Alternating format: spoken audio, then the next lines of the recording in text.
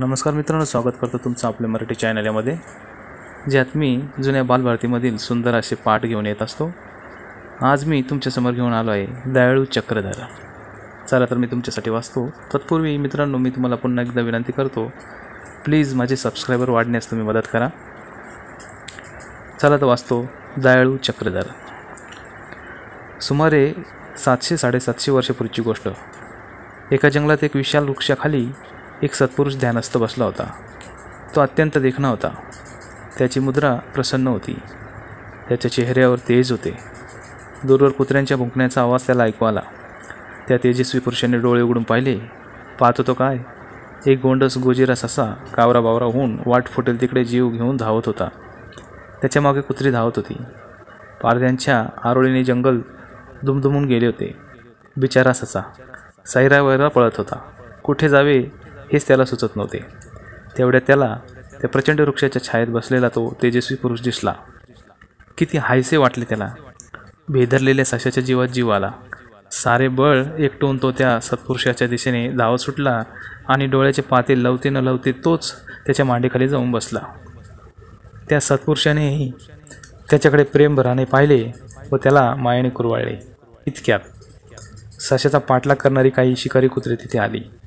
पळून पळून किती दमली होती ती। त्या कुत्र्यांच्या पाठोपाठ काही पारधीही आले। हात जोडून त्यांनी त्या सत्पुरुषाला विनंती केली, महाराज, हा ससा धरण्याची पैज लागली आहे। तुम्ही त्याला सोडून दिलात तर आमच्यावर फार उपकार होतील। तेव्हा तो सत्पुरुष म्हणाला, अरे, या गरीब प्राण्यानं तुमचा कोणता अपराध केला आहे? त्याला का धरता? त्याला आम्ही ठार करणार आहोत। अरे रे रे, या गरीब बिचाऱ्या प्राण्याला ठार मारणार तुम्ही? का? कशाकरिता? या गरीब जीवाची उगीच हत्या का करता? यावर पारध्यांनी कोणतेच उत्तर दिले नाही। ते निमूटपणे उभे राहिले। तेव्हा सत्पुरुषाने पुन्हा विचारले, तुमचा कोणी असा छळ केला तर तुम्हाला आवडेल का ते? बोला, या प्रश्नांची आधी उत्तर द्या आणि मग खुशाल घेऊन जा असा। पारधी खाली मान घालून उभे राहिले। त्यांना त्या प्रश्नाचे उत्तर देता आले नाही।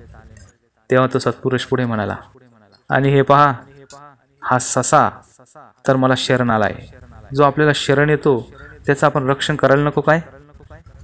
हे ऐकल्यावर त्या पारध्यांना आपल्या कृत्याबद्दल फार पश्चाताप वाटू लागला।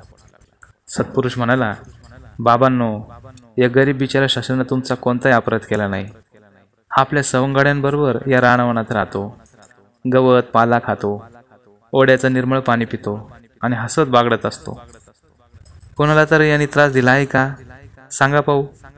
मग कशा करता याचा जीव घ्यायचा? पारध्यांनी त्या सत्पुरुषाची क्षमा मागितली। यापुढे आपण प्राण्यांची हत्या करणार नाही अशी प्रतिज्ञाही त्यांनी केली। पारधी निघून गेल्यावर त्या सत्पुरुषाने आपल्या मांडीखाली दडलेल्या सशाला वात्सल्याने कुरवळले। तेव्हा तो टुनकन उडी मारून जंगलात दिसेनासे झाला। हा दयाळू सत्पुरुष म्हणजे चक्रधर स्वामी होत। भारतात अनेक धर्मपंथ आहेत। महानुभाव पंथ हाही त्यांच्यापैकी एक पंथ होय। चक्रधर स्वामींनी या पंथाची स्थापना केली।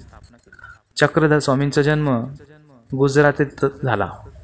काही वर्षानंतर ते महाराष्ट्रात आले। महाराष्ट्रात येऊन त्यांनी आपल्या पंथाची शिकवण लोकांना दिली।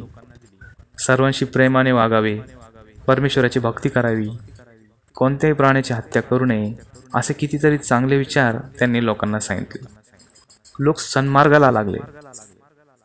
त्यांचे भले व्हावे म्हणून ते सतत झटले। त्यासाठीच त्यांनी आपले सारे आयुष्य वेचले।